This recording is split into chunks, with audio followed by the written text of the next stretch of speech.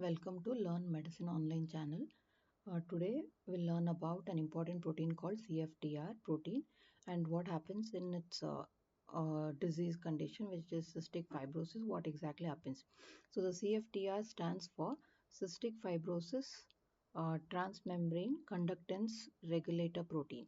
So cystic fibrosis transmembrane conductance regulator protein. It's a protein that functions as a chloride channel. Remember, this is actually a protein, right? So it is coded by the long arm of chromosome number 7. That is where the CFTR gene is located, and it codes for CFTR protein. The CFTR protein is a chloride channel which is present on the apical membrane of epithelial cells. So just observe this diagram. This is an epithelial cell. The apex alone is enlarged in this portion here. On the epithelial surface, on the apical side, there is a protein which acts like a chloride channel, and that protein is called a CFTR protein. This channel allows chloride to pass out into the mucus. From the cell, the chloride will move into the mucus. So when a chloride ion is an osmotically active particle, so it draws water along with that. So when water is present in the mucus, a proper hydration is maintained. So the CFTR protein actually controls the movement of water in and out of the cells, and that keeps your mucus thin and hydrated. Okay, it mainly ensures that mucosa in the lungs and gut are hydrated. That's the main function of this CFTR protein. This is mainly present in lungs, sweat glands, and in GIT. Okay, so we'll just see what is the function of the function. Even though I told it's a chloride channel, it function varies in lungs, GIT, and in sweat glands. Slight variation is there in its functions. Okay, in the lungs, it is a typical chloride channel. It will transport chloride ions out of the epithelial cells into the airway lumen, and this will draw water along with that into the mucus layer, keeping the mucus well hydrated. And when the mucus is well hydrated, it can easily trap and clear the pathogens, whatever comes into the mucus. So, in case of cystic fibrosis, now just imagine what happens. Okay, the CFTR protein is defective, so chloride stays inside the cell. So water will not go out. So chloride also is staying inside the cell. Along with that, water also stays inside the cell. So the mucus becomes dehydrated. Okay, the mucus becomes thick and sticky, which will trap bacteria. There can be recurrent lung infections and inflammations can happen if proper hydration of the mucus is not maintained in the lungs. Now we'll see in the sweat gland what happens. Okay, remember these channels are mainly predominantly present in the sweat gland duct. When I tell sweat gland, it doesn't mean the acinar component. It is the duct component of a sweat gland is where this CFTR protein is present. Here the function of CFTR is it reabsorbs chloride. See, just imagine there is a, just a second. So this is a duct, okay, and this is a acinar cell here. Okay, acini. So these acinar cells have produced the sweat. Clear? Now, finally, that sweat, whatever has been produced, that is moving in the duct like this. So when it is moving for the release, what happens is there's an ionic composition change which can happen in the sweat gland duct. So the main change what is expected is normally there's a chloride reabsorption, and also sodium is also reabsorbed into the your epithelial cell, okay, the ductal cell. So there is a normally sodium reabsorption also happens with the help of sodium epithelial sodium channel, which is supposed to be present here, that also absorbs the sodium. Along with that, with the help of CFTR channel, your chloride is reabsorbed. Now what happens, so what will happen is the amount of sodium and the amount of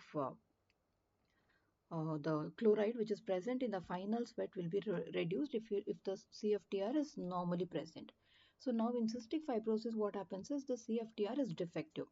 So chloride is not reabsorbed.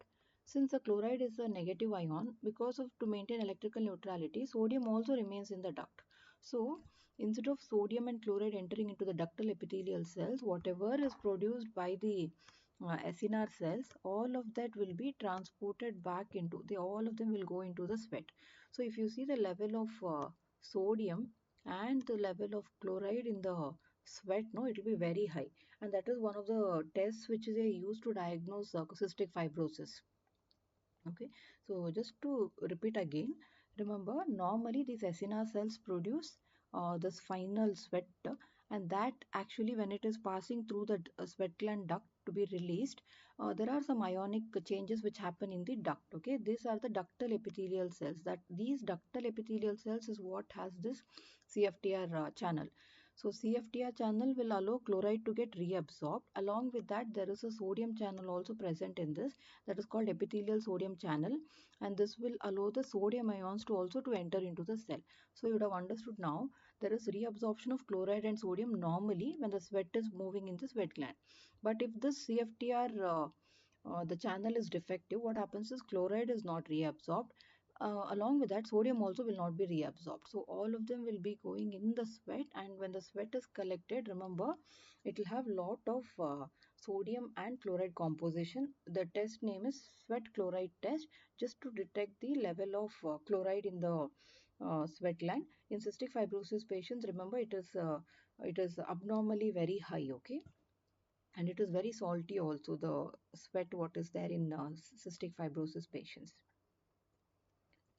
Now in observe in a pancreas, so what we learned till now is in the lungs, chloride was secreted out into the mucus, which will help in reabsorbing. It will like along with that water also moves, and there is proper hydration of the mucus maintained in the lungs.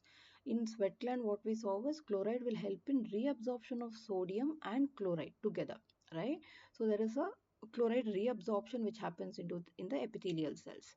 But since it is not happening, there will be excessive sodium in the sweat formation. Now observe in the pancreas. Okay, in the pancreas, remember this CFTR not only allows chloride molecules to pass, it also allows bicarbonate ions also to move into the duct. Okay, so here instead of chloride reabsorption in the pancreatic duct, what is happening is chloride secretion. This keeps the pancreatic juices alkaline and fluid in nature. Since chloride is going out, water also goes along with that. Bicarbonate also goes inside, goes into the mucus, sorry, into the duct. Okay. So the bicarbonate, if you can observe, it will help in maintaining the alkalinity. Okay, and chloride and water will maintain the proper hydration of the pancreatic duct. Just remember here, this is not the mucus. Okay, there's a slight error in this diagram. So now imagine in cystic fibrosis, what happens? In cystic fibrosis, CFTR protein is defective, right? So chloride cannot move out, right? So the secretions will become very thick, right? So that will start blocking the pancreatic duct, and the once the duct is blocked, all the enzymes produced by the pancreas will not reach the intestine. So that can lead to malabsorption, nutrients deficiencies, and steatoria also can happen. Over time, remember, pancreatic can become damaged, and finally it leads to diabetes also in these patients. So these are the three sites where the CFTR protein, the way it acts is slightly different. Okay, so in the lungs, it helps in movement of chloride from the epithelial cells into the mucus. So that will help in managing the like proper hydration of the respiratory mucus. In the sweat gland, it helps in sodium and chloride reabsorption from the sweat gland duct. In pancreas, you have understood now here, it helps in chloride secretion. Along with that, bicarbonate also goes into the pancreatic duct. So now to understand what happens in disease conditions, okay, so in cystic fibrosis, remember, the CFTR gene is mutated. Okay, the most common mutation what is found in cystic fibrosis is this F508 deletion happens. So there is a deletion of phenylalanine at the position of 508. Remember, there are more than over 2000 mutations have been identified with varying clinical severity, but the most common which they have found in cystic fibrosis patients is the phenylalanine is deleted at the 508th position. Okay. This causes the CFTR protein either to be not made at all, or even if it is produced, no, it will be like a impaired protein foldings will happen, and there is a degradation which can also happen before reaching the membrane. So finally, the CFTR protein is not incorporated in the apical membrane. That can lead to loss of function of this CFTR proteins. This is the most common mutation. What is expected is F508 deletion. So without proper CFTR function, what happens is chloride channel is disturbed. The homeostasis what happens with the chloride ions is affected. The main problem would be the mucus will become very thick, sticky, and very hard to clear, okay, in all these areas.